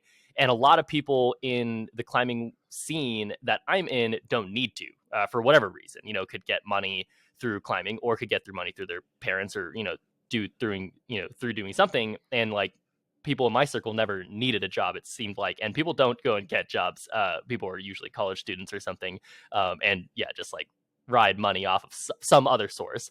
But you were someone who had a real job, worked 9 to I guess 3, or to go to 9 get to out. 5. Most days. But 9 to 5, yeah, 9 to 5. Officially, but yeah, if any employers are listening to this, yeah, I I work guess extremely hard, and I don't ever cut out work early. Work-life balance doesn't exist to me. It's work balance. yeah, the But for balance climbers, not so much. was the big thing. Yeah. What was it? I guess the only question I really have was it really hard for you when you were in your earlier 20s, to do that balance, or was it just something that you kind of just did? I think it was something I kind of just did. I never really. The only part that made it kind of hard was that I was dating a girl at the time, and we were dating long distance, so it'd just be a little bit difficult to go from like work to the gym for a few hours, and then hop on FaceTime for like 2 hours after that. But when I say that like sort of like climbing took over like a fair part of my life, is that at the time, it didn't really feel like it. And it's kind of like what I wanted to do. But I think looking back, it probably would have been a bit healthier to maybe take a bit of time off climbing, maybe not necessarily off, but just less time in the gym. So there's at least have time for something else, or not take it so seriously. Because Yeah. I mean, it's maybe not so attainable if you like have a job, or sorry, not if you have like kids. But for someone in their early 20s that doesn't really have like kids or anything, yeah, Josh, looking at you, like someone in their 20s that like doesn't have kids, like any other like social obligations, it's fairly easy to just like, okay, you like go to work, you get off at 5, drive to the gym, climb until like 8 or whatever, and then go home and get home at like 8:30, and you're chilling for a few hours. But for someone else that has like kids or something, maybe a bit hard. Maybe that'd be a bit harder. But for me, it just was never really that difficult. It's just kind of what I did. When I was in my early 20s and working a lot, I would get off work and go to the bar, not to the gym. but and now with kids, yeah. Okay, you guys, I want us to start wrapping up, but before we do, Tristan, you mentioned a bit of a hot take. Was on 8A, or I didn't want to spoil it. Oh, yes, before we yes, started yes. recording. My personal hot take is that, well, you were looking through mine and saying that, oh, it's nice to like be able to look through these things. My personal hot take is that professionals should be required to have an 8A.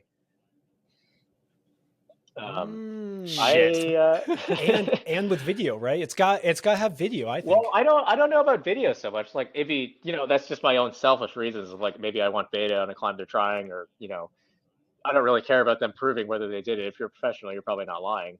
Hopefully.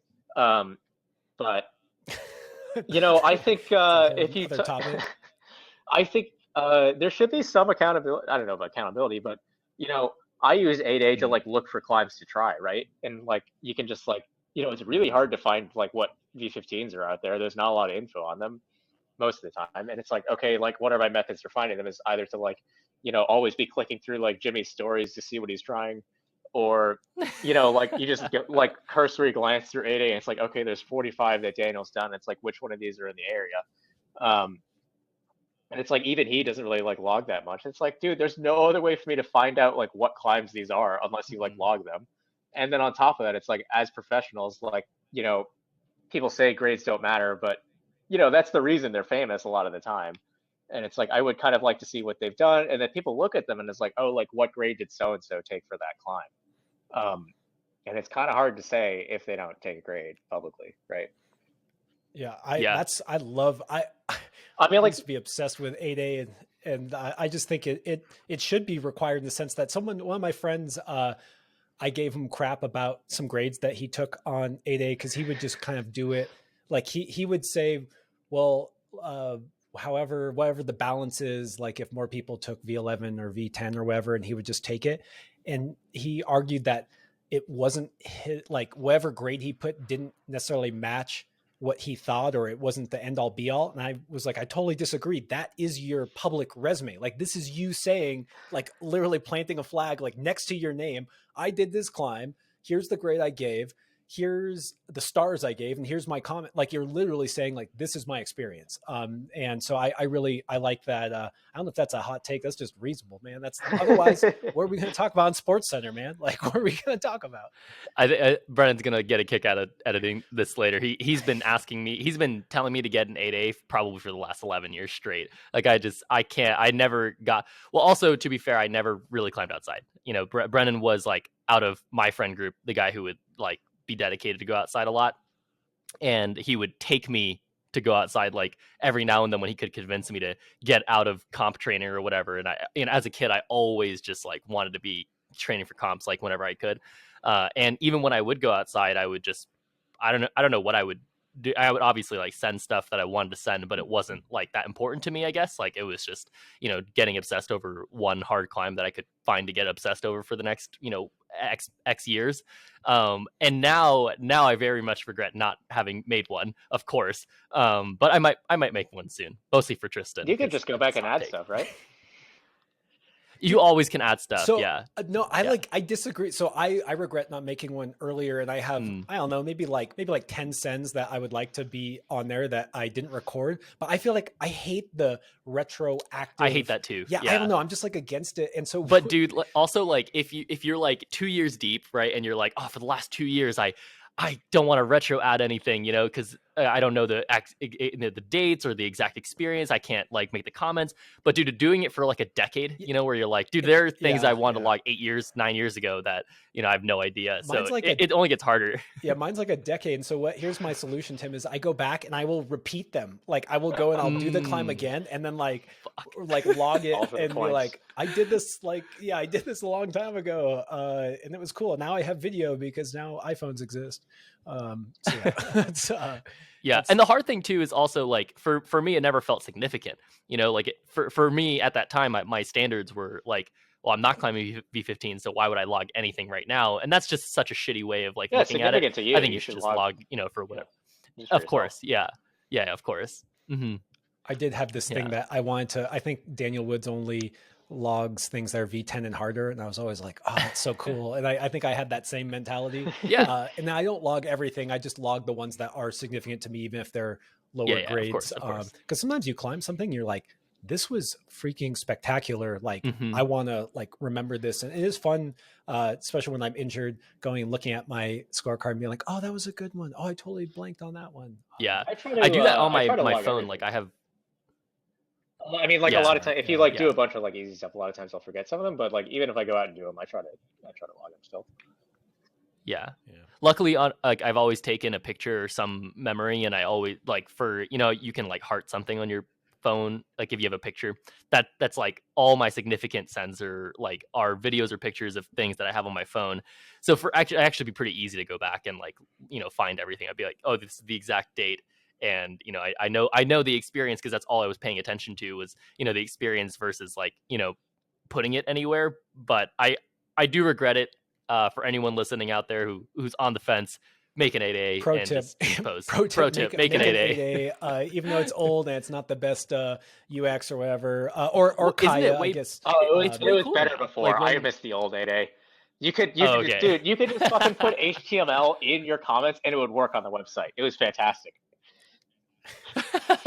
You could also, I know someone who scraped all the messages. It was so jankily made that like the messages, you could just be literally, they were like a URL like message/1. And so I know someone that scraped all the message. I shouldn't be saying that. I feel like that's like illegal or something. I'll go ahead and say it. Yeah. Anyways, that's the pro tip. Tristan, did you make a pro tip? I think I said, I don't know if you made a pro tip. It's okay if you didn't, but do you got a pro tip for all of us out there? Don't take it too seriously. Boom, pro tip. Okay, Nice. Last rapid fire question, unless you got one, Tim. We talked a lot about grades and ethics. What do you think about aesthetics in climbing? Like, are you attracted to specific kinds of lines, or do you even care about that? What's aesthetics for you when it comes to climbing? Does anyone not care about aesthetics when it comes to climbing? I think, there's something to be said looking at a boulder and thinking it's beautiful. Adam Andra. Yeah, probably. Here's my hot take on aesthetics in Colorado is I think in general Colorado climbs look terrible. That's not a hot take. I think that's absolutely true. Just look at Sunseeker, best in the state, still comes out of a fucking hole. Yeah, but here's the saving grace is that the hang is always like unbelievably picturesque. Like you're in this hole in Lincoln Lake, and then you look out, you're like, wow, this is gorgeous. So that it's balanced by that. All right, guys. Anything else while we got the villain who clearly isn't very villainy after talking to him for 2 hours. Didn't even call out anyone. No beef was made. Oh, well hang on. I'll get one in here for you. Tim, I got a question for you. You said that you have migrated towards trying high balls because you have found it to be a niche that's underutilized for climbers to achieve fame. Do you think that goes against the spirit of highballing? Because most of the time people do them to sort of achieve a bit more of a flow state, or, it's a bit similar to soloing where people do it for very personal reasons. How they want to commune with the rock, be like very present at the moment and do something purely for aesthetics, or because they think the climb is cool. Do you think that you doing highball specifically for fame and glory is sort of counterintuitive to that and goes against highballing and might be a bad example for kids coming up because it's very dangerous? Oh no! Yeah, Tristan came on here full villain mode. Okay, it's a real question though. I think it's a super real question, and I actually did get a lot of get a ton of heat for it, because unfortunately at the state of where focus went, the highball link up that I did, it totally went that way, right? Of course, like my original motivations didn't start there. My original motivations for highballing itself was just like absolute awe, going to Bishop, of course, going my first time's going to Bishop, and my first time doing footprints was kind of just like a out of the blue experience where I wanted to do it one day, and of course we were going to do it one day, and there happened to be a rope on it, and Manny and I were just like there, and there were 3 other people kind of working it, and we are both like, well, we're going to do it one day, so we just hopped on the rope, realized that we could do it right then and there, did it that day, and I was hooked. And so like my experiences of highballing was everything you had just said, kind of the flow of it and the feeling of being removed and, going for things just to see if you were, capable of doing it yourself. That was my actual experience doing highballing. But, unfortunately, the way it goes eventually is like, well, how can I prove something? And there's always going to be that question in the back of your head. There's always going to be some question in the back of your head, like, how can I prove something and how can I be made known? And I think as long as you balance it, I think as long as you balance, like, why are you doing something for someone else and why are you doing something for yourself, as long as you know the differences. And, when push comes to shove, when you put your shoes on and when you pull on, just making sure it's for yourself and not for somebody else, I think is really, for me, the way I've navigated it. But, if I ever was in a position, what's really important for me also is like the people that I'm around, just to make sure that they check that, right? Because I don't think it's wrong to like, go show up to an area and be like, I am going to do this because I think it's going to be noticed and I am going to do this, or I'm going to go for it at first and I'm going to like explore this because I think it's going to be hard proven for me, for anybody, for anybody else, and it's going to be impressive. But at the end of the day, when I have to risk my life, like don't get it twisted. I only risk my life for me, period. And when I put my shoes on and pull on, that's only going to be for me. So I think like everything in between, there is this kind of but also, to be fair, I've learned this like as I'm doing it, and I'm learning this like as it goes today, which is why it's like a super honest question that I'm really glad that you ask, because I'm learning it today, and like and I'm learning it for my coming years, and it's pretty obvious to me that I'm not going to highball significantly for many more years of my life, or maybe if not ever again, because it's getting so hard to navigate the difference between me doing it for me or me doing it. And you made it, Tim. So and I literally did get assigned because I'm highballing, right? And like and to me that's kind of shitty, right? Like at the end of it all, at the end of all of it, when I'm like looking at my contract, I'm like, why did I get this again? It's like that's kind of gnarly, But at the end of the day, I still was stoked doing it. At the end of focus, after and at the end of filming it, or at the end of the day, at the end of that specific day, and at the end of each climb, I was like, that was badass, and I would never have climbed another way. I had so much fun doing it, and I was inspired, by the climbs and by my challenge, and for whatever I want to do it for. But at the end of the day, you can always say, you can always tell me why I'm doing something, and you can always try to, we can always talk about it, and there's always going to be some truth to just I think, wanting to impress. But it's when you put your shoes on, when you chalk up, and when you pull onto the wall, asking yourself why you're doing that at that very moment, I think is the only really important thing.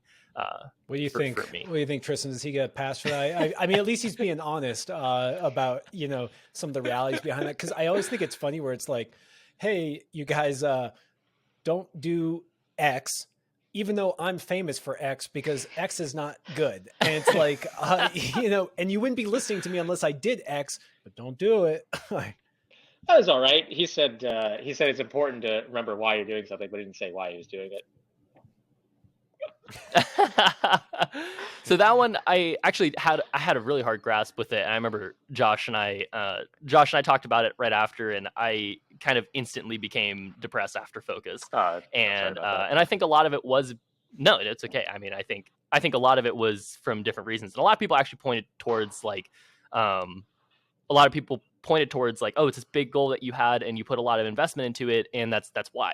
And it's like, no, I've spent far more years. Even doing like Bad Girls Club took me like 4 different trips over 4 years, and like that, for me, I didn't get depressed. I was fucking stoked when I did it, but like I think the thing that was depressing was that what you're talking about, like realizing afterward, like, why did I even risk my life that many times? And I think more of that was just digesting it as it was happening, like what I was kind of like forcing myself to do, and like what I was, and not to say that I did that day because of that, but I think like the whole approach to it was I think not calculated and not digested in a way that I think when I did each of these highballs themselves, that was a lot easier to digest and kind of go through, like before or during or as it was happening. And even Too Big to Flail, the first time I did it was hard to navigate, because my first time wanting to do Too Big to Flail, I remember talking to Brennan about it, was seeing Too Big to Flail for the first time, being like, dude, that's impossible, that's magnificent. And then even the first time doing this whole highball link up thing was the same thing. It was right after I did Too Big to Flail. I was like, wouldn't it be sick if you could do a link up of these things? So at heart, it always came from an authentic place, but it's like the pursuit of it maybe isn't so authentic, right? And like that's hard afterward to kind of like go back and realize, and you're like, damn, like but it's unavoidable, to a certain extent. If you're going to talk about it, people are going to bring up something that makes it cool, and you're going to follow this wave. But at the end of the day, I stand by what I said. I think as long as you pull on and the difference, and you ask yourself the difference. I guess the hard thing for me was I don't think I knew the difference until after I pulled on, and I was like, I don't like this. This is not what I want to do anymore. I want to make sure I pull on, knowing that it was just for me, but I do know the difference, and that I think that's the important you called thing. out Tim, who had a chance to defend himself, but if there's any other hot takes, I wanted to hear. I wanted to hear who's the most overrated climber, and then if you want to be nice, you can say who's the most underrated climber out there. There's a lot of underrated climbers. Griff is underrated by intention. Pops is underrated. Pablo Hammock. Liam's underrated. Austin Purdy's underrated. Dan Fong's underrated. I'm underrated. Everyone from the Northeast is underrated. Tristan. So humble. I mean, well, a little bit. A little bit underrated. Not maybe not so humble anymore. Overrated?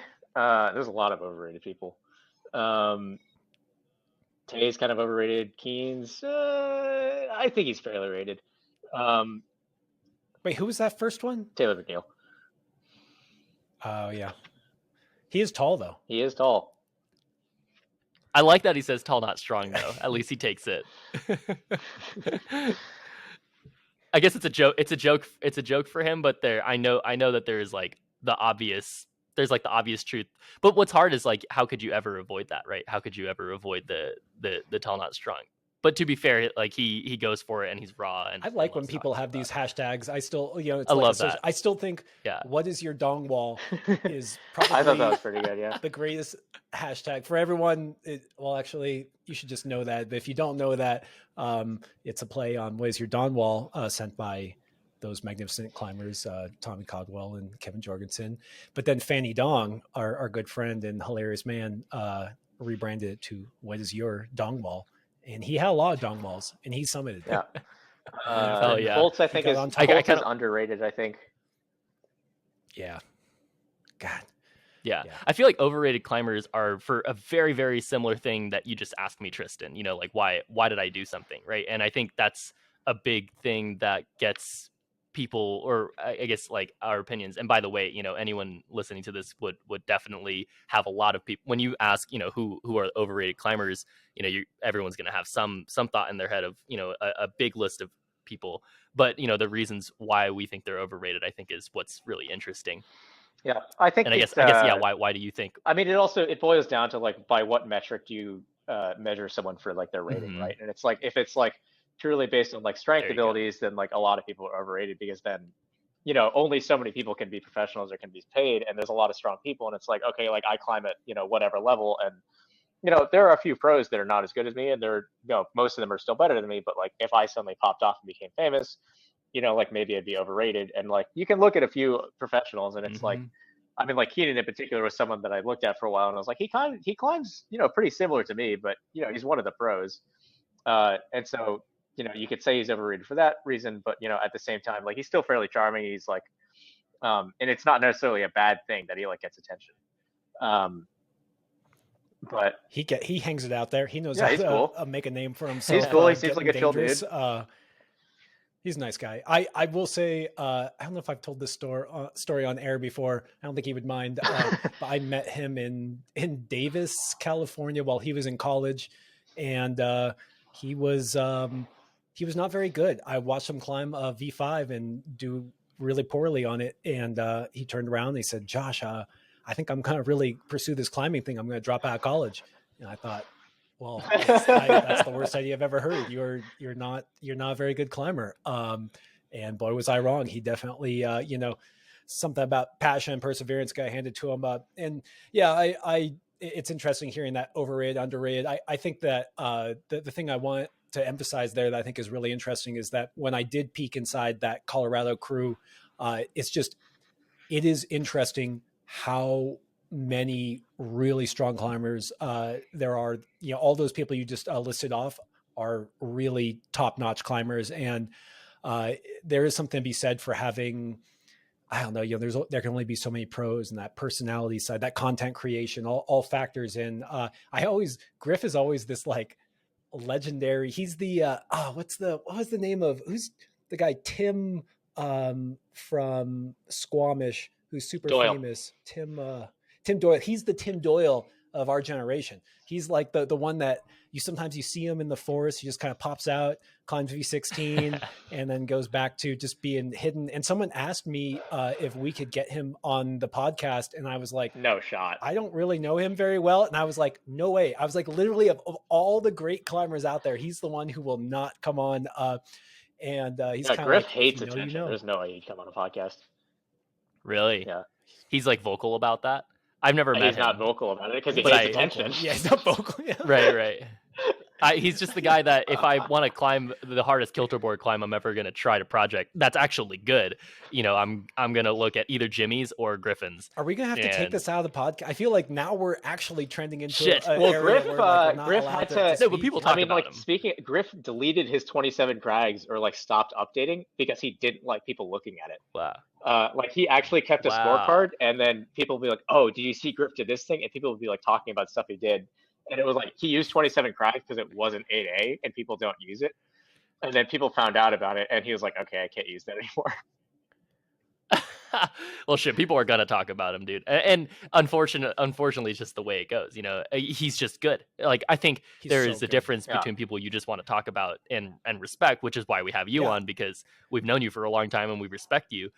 But there's a huge difference between like acknowledging respect where we should respect it, versus like, people. I who mean, just... we should just let Griff know that if he doesn't want people to talk about him, he just needs to stop being so good.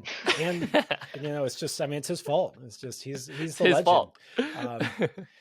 All right, guys. That was really fun, Tristan. I am happy that you are the quote unquote villain. You really you really get out there and speak the truth to power or something like that. I don't know. I just love hearing your opinions on things, and I just encourage you to keep on making content and letting us all know the reality behind the scenes as you see it. Yeah, thank you. Also, anyone listening, keep in mind, it's all for fun, right? It's not, nothing's meant to be mean or personal. It's just sort of, it's a bit of healthy banter, I think. But if it feels personal, please don't take it too personally. I mean, I think it really does add some liveliness to climbing. I mean, seriously, one of the things I love about 8A and that idea of all the pros having 8A is that this is what we would talk about at the boulders, is like someone would do a boulder, they'd make a comment, and we would make fun of it or talk about it. And it's just part of the sport. It's part of broadening. Like, you can't literally climb 24/7. And so this ability to talk about climbing, watch videos, BS about it, I think is fun. And I mean, it's part of the reason why we're here right now. Yeah. Hell yeah. All right, Tristan, thanks so much for coming on. Yeah, thanks for having me on, guys. This was fun. And yeah, good times, man. Glad to have you back, and maybe we'll do it again sometime. Yeah, it'll be fun. All right. Take care, everyone. See you guys.